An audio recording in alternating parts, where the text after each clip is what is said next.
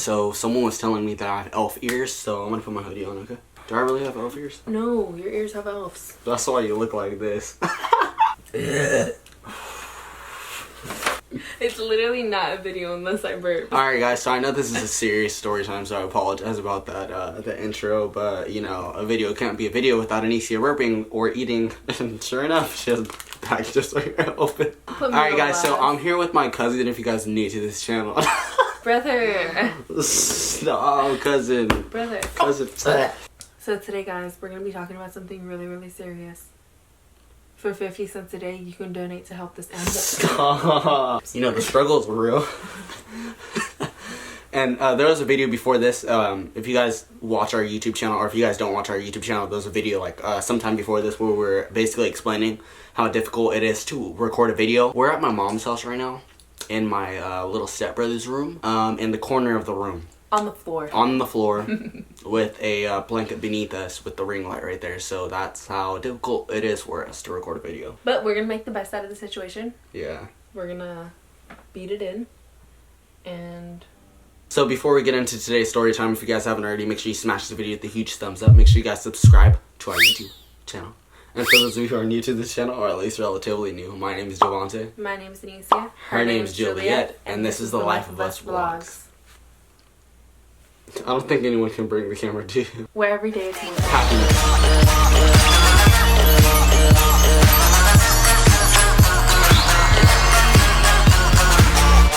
So today's topic for the story time isn't really something that I've really felt comfortable like sitting down talking to just anyone, especially if I don't really know you that well. I did tell Anicia like in the beginning of our relationship, just of like because of how fast we like our relationship and our friendship kind of like progressed and stuff like that. So I feel like I was closer to her than anyone else during that time. You know, Anicia basically convinced me. She was like, you know, what if we do a story time about like the time that you basically almost died? People will make story times about the times that they almost died and make it seem like more than what it really is, but this is actually a time where, you know, it was like a life or death situation. And I feel like since I was younger, I've had like a lot of life or death situations. I'll explain those also.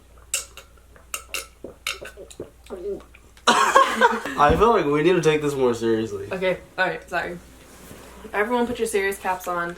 Honestly, before we start the story time, I just want to like tell you guys to like get a bag of chips. And you're not gonna eat those. I'm sorry guys, we smoked a blunt day before this. No, we didn't. I did. So before we start the story time, I just want to tell you guys it'd probably be in your best interest to probably get like a bag of chips or like something to drink, maybe like a smoothie, maybe like some Jamba Juice. I want Jamba Juice now. I'm not too sure if this will be a long story time, but this is just one of those story times where it'll probably be best to eat while you're like listening to that person's story. So yeah. And this is basically my near-death experience. If you guys are wondering like whose it was or who it's about, it's basically going to be about me. This happened like around 2010. Roughly around there, 2010, 2011, 2009, somewhere around there. I'm not too sure exactly. Was it 2009, 10, or 11? Which one? So this happened in 2010, so that means I was roughly like around 10, somewhere around there. My family on my dad's side, which is basically like the black side, we planned a trip to Las Vegas to go to Circus, I think it's called. I'm not too sure if Circus is actually a circus or if it's a hotel. We never actually got to go there, or at least I never did. It was me, my uncle, my aunt, my cousin. My cousin at this time was maybe like 9, somewhere around there. One of my aunt's friends and her friend's husband. So my aunt's friend's husband. We just burped at the same time. So it was all 6 of us. We had like, the car was like packed with snacks and all. Me and my cousin were into like WWE during this time. So we had like all of our wrestling figures and like the actual like wrestling ring where like you play with the figures, jump off the rope. You gonna tell me you didn't have a Barbie kit? You had a makeup kit at 9. That's what you had. Fucking wouldn't be surprised if you had the Jackal and Hill palette. No, I had a shank in my backpack. So we were actually, I want to say like roughly around 2 hours or maybe like an hour and a half onto our trip. We were already in the mountain area. Like we were inside of Nevada, but we hadn't made it to Las Vegas yet. So we're like inside the mountain area. We're inside the desert basically, because you have to go through this desert. I'm not too sure exactly what the desert is called, but you have to go through a desert in order to get to Las Vegas, like from where we're at. My aunt and my uncle, they're really old, so you know, but they're still able to drive. Like it's okay, it was okay for them to drive. It was getting kind of later and it was like during the day, but they were tired. My uncle was asleep he was in the passenger seat and my aunt was driving. I was actually asleep and my cousin was awake and the 2 other people were in. Okay, so this is how it went. It was a van. It was my aunt driving, my uncle sitting right here, and then the next row was 2 seats in the middle. So it was my aunt's friend, which is the lady, and then her husband, which is on the side of her, and then back over again, it was me and then my cousin. So I was asleep and my uncle was asleep, and my aunt had like she was kind of tired, and my cousin had asked my aunt, can I have a Capri Sun? And my aunt kind of like turned her head a little bit so that way she could hear, but she couldn't have like a direct vision of what was in front of her. So she was driving, and as she turned her head, she kind of like turned the steering wheel like that a little bit. And if you guys are on the highways, you know that whenever you get towards like the far left side or even like in the middle, like when you're changing lanes, there's a lot of those plastic things to where like when you're hitting it, the car starts going like do do do do do do do do. You know what I mean? So she did that, and then my uncle like woke up and he was like, hey, and I guess he scared her. So then when she got scared, she had like, you know, obviously she had a grip on the steering wheel, and she turned the steering wheel like fast. And then so at that point the van was tilted like that on 2 wheels, and then she got scared and then she went like that again. So it went from like that to like that, and then she tried to do it again, and at that time she turned like that. I'm not too sure exactly how she turned it, if it was like that or like that. And the van basically like flipped 3 to 4 times, and a lot of people, or I'm not gonna say a lot of people don't believe me, but while it was flipping, I was in what do you call it, like when you're not awake, I was unconscious, like I was in a coma, like I had gotten knocked unconscious, and like I flew outside of the window. Everyone else was inside of the car still, but I had flown outside of the window. I'm not too sure exactly which window that I had flown out of. But also, I want to tell you guys that the van that she had gotten, it was a rental van, and the seat belts where we were sitting in the very back, they didn't work. Like there was something wrong with the seat belt to where it couldn't go all the way inside of like the thing and click all the way, so that way it could like hold us. So that's why you weren't wearing a seatbelt. Yeah, so that we both actually weren't wearing a seatbelt. You and your cousin. Yeah. And you know how kids are, like they don't really pay attention to the seatbelt and they don't really care about the seatbelt. But actually, you guys did try. Yeah, we did try, and actually it's so crazy because I remember we stopped to get something to eat, and like in my mind I remember visually seeing the seatbelt on the side. I just remember that moment, like looking at the seatbelt when we were going inside of the van, like back inside of the van. But it wasn't the seatbelt, like the metal piece that was broken. It was a thing that clicks inside that was broken, so it couldn't stay. So we weren't wearing seatbelts. I had gotten thrown outside of the car, and it was during the day, so it was kind of hot. So I was like laying on like the side of the road, and like it was kind of like burning my face a little bit. So I had like all scars right here, like on the side of my face. If you look closely, you can still on this side because you have a scar right here. If you look closely, you can still see like some of the scars and stuff like that. Like if you look really closely, and I actually have a scar right here that's actually completely like parallel to my my lip line, and that was caused from like glass. So there was like a lot of glass like inside of my face and on the sides of my face. I wish I could insert pictures, but I didn't. Devontae has a lot of scars. He has a scar on his lip. You can't see because his lips are hella chopped right now.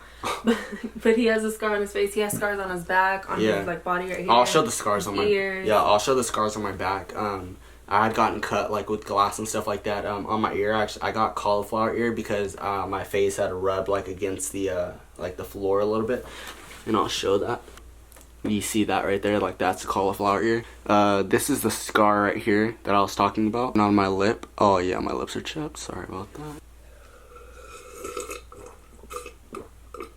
Okay.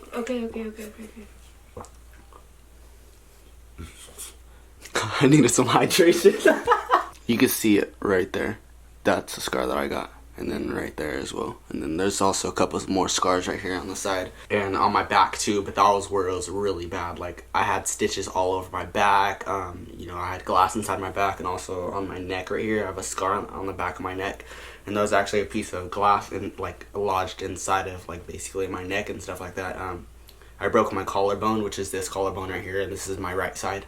And I also broke this arm. This arm got dislocated, and I had a rod sticking out. So it's right there. You see it? Where's it at? The rod was sticking out right there and right here. It was like through? Yeah. Oh my god. Like, wait, what rod? The rod was holding my bone together. It's right there. Scar was right there where the rod was sticking out, and also right there. And then on my back. There's these scars, this one, and then he has a couple scars up here. So. Wrong way, baby. Oh, my sweater. I remember I had regained consciousness for a couple seconds, 2 times throughout the entire process. I remember I was on the floor, and I had woken up a little bit, and I heard my aunt like call my name. And for those of you who don't know, my nickname is Peanut. So that. I didn't laugh. So I remember her like distinctly saying like Peanut, like yelling my name, and then after that, fell back asleep. The next time I woke up, we were inside the helicopter because a helicopter had flown over to come get us, and like I was just inside the helicopter. I woke up and I was like, where am I? And I remember a guy saying, go back to sleep. Fucking knocked you back unconscious. I'm sorry, this is just a joke around. I'm sorry. You can't joke around like something like this. I'm sorry. You always have to have Anicia with you. Throughout this entire process of actually us being inside the accident, my aunt, she had lost a couple of fingers. Her fingertips had gotten cut off. I'm not too sure exactly how. She lost a couple, I want to say maybe like 2 fingers and then 1 fingertip. My uncle, he got like a little cut up, not too bad. My cousin next to me, he got like I think it's called a goose egg. Did he come out of the car too? Because he wasn't wearing a seatbelt. No, he didn't get out of the car. Like, he didn't get thrown out. The lady, which is my aunt's friend, she got crippled, so she currently can't use her legs anymore. And her husband actually passed away in that accident. Really? Yeah. And then so after that, we basically got flown to a hospital inside of Las Vegas, and that was the first time that I ever actually got to go to Las Vegas, which was like, obviously it was unfortunate. So that's why I'm very happy like to still be alive and stuff like that. I think the hardest parts about this entire process was basically, obviously the loss, and then it was actually the first time I actually seen my dad cry. My dad actually flew to Las Vegas, and he came to the hospital that I was inside of, and I didn't know that he actually was crying, but he walked inside of like my hospital room where I was, and then he seen me, and then like seeing your child like that, like I would lose it too, like especially like if it was my son or like my daughter, I wouldn't be able to I wouldn't be able to see them like that. And like need I remind you, my face was just like, I didn't look like me, like my face was just all bloody, and like I had like glass and like stuff inside of my face, and like it was like right after, it was maybe about like a day or 2 days after the accident where like your face is like starting to heal, so it's like kind of like yellow, and you have like pus on your face, and like your face is like swollen, and stuff like that, and like you have stitches all over your entire freaking body, and you just can't move. So I remember I seen him, and he was just like, he just stood right there like for a couple of seconds, and then he walked inside the bathroom, and like I couldn't really like comprehend exactly what was happening during that time. When did your mom show up? My mom showed up maybe like the next day after that, because she had to fly out there. So she went out there, and like it was hard for me to see them in a way. Well, actually, I don't think I was as emotional as I was back then compared to now. So it didn't really like, and there was just so much happening. Like I was basically in shock still, so I couldn't really comprehend how they were feeling during that time. But like thinking about it, it does make me emotional, because I know like they're emotional, and I wouldn't be able to see like my family member like that, or my son like that, or my daughter like that. Do you remember the doctor telling you like, oh, you were in a car accident or anything like that? I don't remember exactly like how the conversation went, but it was pretty self-explanatory. Like I was inside the car, and I ended up inside of a hospital, so I even came up with the idea, okay, I got in a car accident, but I didn't know exactly what happened. My aunt actually had told me, because my aunt, she got released from the hospital maybe like, I don't know, it was kind of fast, because they like got done with her fast. There wasn't really anything wrong with her except like for her hands and stuff like that. So I actually got to call her because she was inside of a hotel, and I was like, what happened? And she basically told me the story, and she basically told me that like the car flipped and stuff like that. I also lost all my action figures, all my WWE action figures. Like I had so many freaking collectibles, and I feel like I was just an emotional wreck because of that. The lady who is my aunt's friend, I'm not too sure exactly who her name was, but I felt so bad because it's just like it could have been anyone at that time. Not only just because of the simple fact that it could have been anyone, but it's just the simple fact that like obviously like it was his time, like he had to go.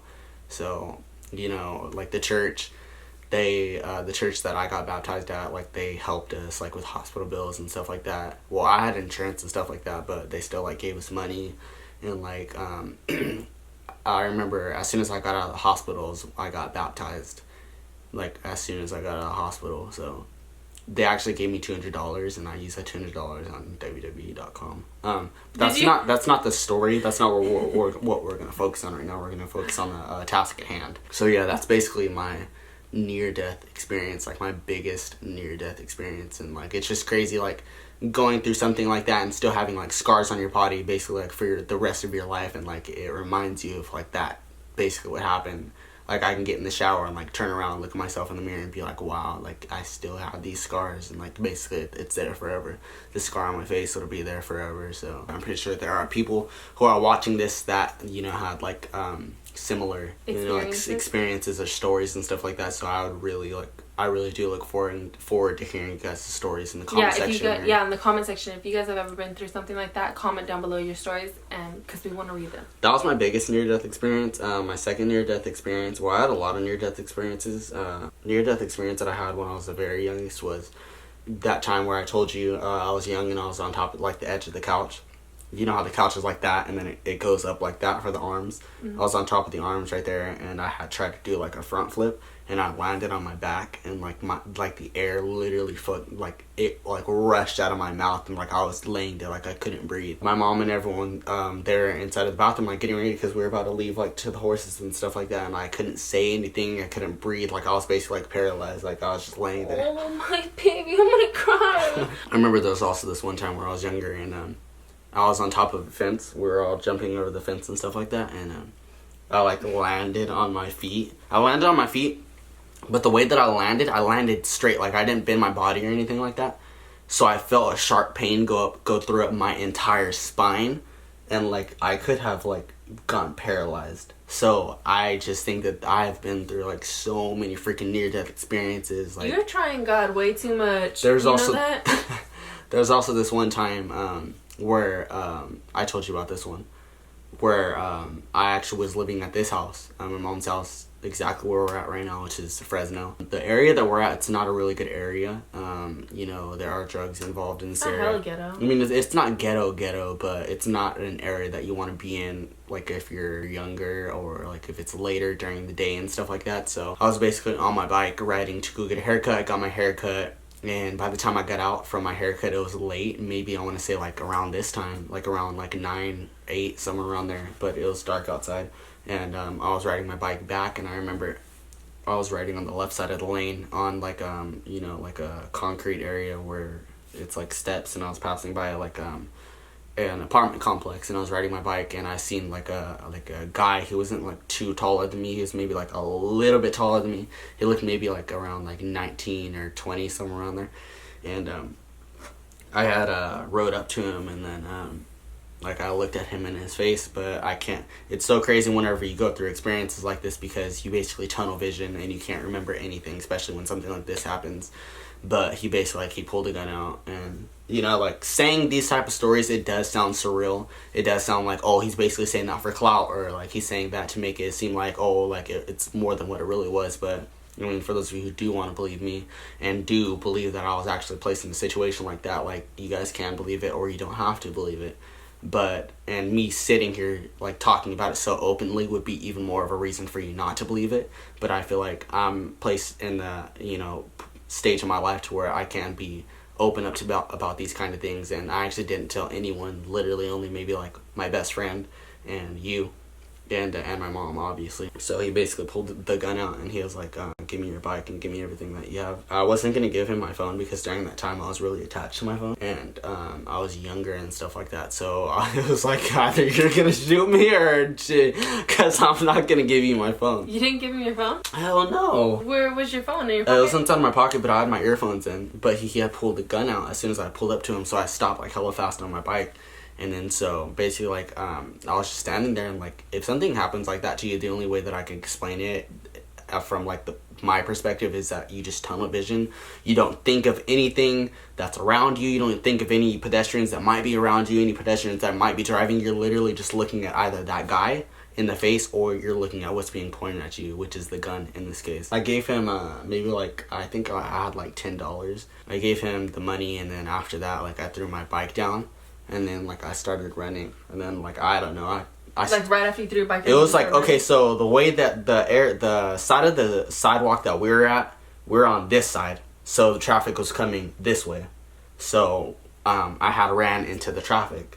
And so that's likely why he didn't like shoot or like try to like chase me or anything like that. So you ever see the guy again? No, I didn't see him. And I still to this day don't even remember what he looks like, so I could literally like pass him by on the street and not even remember it because you just tunnel vision.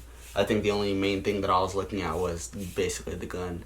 I remember another near-death experience was basically when I was inside of my friend's car. His name's Jose. He had gotten a new BMW. It was a 5 Series, maybe like 2009, 2010, somewhere around there. Was the year of the car.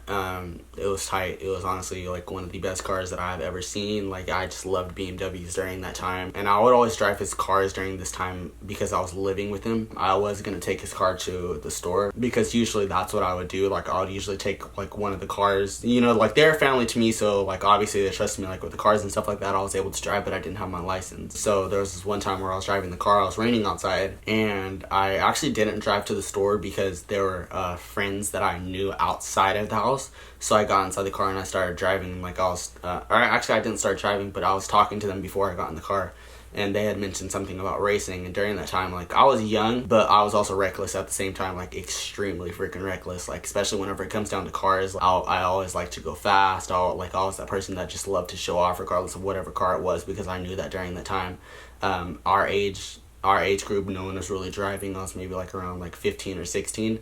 So it was very rare for anyone to be driving. So during that time, I was basically the one that was driving because of the simple fact that I was using his car. So long story short, I basically got inside the car. We were actually by Gettysburg. Maybe like someday I'll be able to show you guys exactly which house it was and exactly where it happened, like in a vlog or something like that. I was driving down this way, like I was driving straight, and on my left is the school, and then past the school in the back is the park area, which is where we go. It's Gettysburg Park. So I was driving. When you're driving straight past Gettysburg Park, how that neighborhood is that you can't continue to keep on going straight. You can only turn left or right, and in front of you are like houses and stuff like that. So I was basically going fast, fast, just like I like floored it as soon as like I started racing. One of my friends. And let me remind you guys that it was raining, so like the floor was slippery. So as soon as I hit one of, you know, like when you're driving and there's like those little small things. Yeah. The bumps. So I hit one of those, and then I tried to like slam on the brakes, but then I tried to slam on the brakes, but then the car, like, it skid. The car had gone into the grass area of the house. There were like rocks, like bigger rocks, like maybe like this wide and this tall, and there are like maybe like 3 or 4 rocks right there. So I was driving, and the front left side of the car hit the rocks, which made the car go that way, directly towards the tree. So it was basically like a tree in front of the house, and then the house right there. So if I kept on going straight and there wasn't a rock right there, I would have gone on the grass area, and I would have hit the fence and likely went like past their house, like inside of, you know, like their yard, like the backyard and like garage area. But you know, obviously, like, it was fortunate enough. Like, obviously, I'm not gonna say, oh, it was fortunate enough that I hit a tree. Like, it's never fortunate enough to even get inside of an accident, regardless. So, but I had hit the rock, and basically the car hit the tree, and then that's when it had hit the tree, basically the airbag got deployed. And I remember when the airbag like hit me, I just like, I couldn't hear anything. Like, I remember like just my ears were like ringing. My first like, you know, conscious thought was to just run back to the house and like tell him like, I wrecked your car. You ran back to his house? Yeah, so I ran back to his house, and I told him like, I wrecked your car. Your face didn't get hurt by the airbag? No, there was actually nothing on me. I guess they had called the cops. Like, obviously they knew exactly what I was wearing, so they called the cops, and like, he was telling me like, dude, like, you know, like the insurance and everything, it comes back to my house and it's literally around the block. So he was basically telling me like the cops are gonna come over here, so you need to figure out your story. You need to figure out what you're gonna say. Like he wasn't mad at all. Like he was basically telling me like just figure out what you're gonna say. He didn't want to deal with it. Like he was scared because of what his parents would have said. At this time they're at work, so it was basically just me and him at the house. So he actually went to the store with one of his friends because like he was scared. Like he didn't know how to call his mom and tell her. I knew in my mind, in my conscious mind, that those people knew exactly what I was wearing, so I changed my clothes real fast because I knew that the cops were gonna end up going back to the house. So I actually put on like reading glasses, so it made it seem like I actually like had glasses on. Sure enough, the cops did end up going to the house and like knocked on the door. And I told them like I didn't wreck the car. Like I went outside and I was telling them like I was scared because I made it seem like I like had the car on and someone like took the car and wrecked it. And so when they knocked on the door, they basically said like, let me see your hands. So I went like that. And the reason why they said that is because whenever you get in an accident and you run away from the car, the first thing that they're going to ask you is let me see your hands to see if you have anything on your hands, like any cuts or anything like that. So I was fortunate enough not to have like any cuts at that time. So after that, they had brought the people that had said, oh, that's what he looks like, over, and they had the light on me, so I couldn't see them. And it was maybe like 30 seconds and like my heart was freaking racing because I thought they were gonna be like, yeah, that's him, but they ended up saying no, that's not him. And then so they were stupid. No, they're not stupid. And the reason why they're not stupid is because 2 days I went over there and I knocked on the door and I apologized. And when I had apologized, they basically said like, we seen that you were young and we didn't want to say that you were the one that did it. Aww. So basically like they saved me, and like it was just so many bad things would have happened during that time. His friends' parents, they love him so much. They didn't even get mad. They didn't get mad, so they went along with the story that someone had stole the car, and that's basically just what had happened. They didn't make him pay for nothing. I would have, if that was my son's friend, I would have been like, call your mama because I'm going to whoop your ass. Yeah, so I've been through some stuff, so I mean, it's made me the person that I am today in terms of like taking life seriously. You know, sometimes I do go like 10 miles per hour over, the speed limit on the freeway, but anyways. But, obviously this is a different story time than what we've done before or what we're used to doing, so we hope you guys enjoyed this story time. If you guys have any, like, times that you can actually, like, what is it called? Relate to, then comment in the comment section down below, so, because I really want to hear your guys' stories also. We're going to end today's video. My mom's boyfriend's son needs to go to sleep, and we need to leave. So, if you guys haven't already, make sure you smash this video with a huge thumbs up. Make sure you guys subscribe to our YouTube channel. And so for those of you who are new to this channel, or at least relatively new, my name is Devontae. My name's Anicia. Her name is Juliet, and this is the Life of Us Vlogs. And I'm a lucky ass where person. every day is more bullshit. And I'm a lucky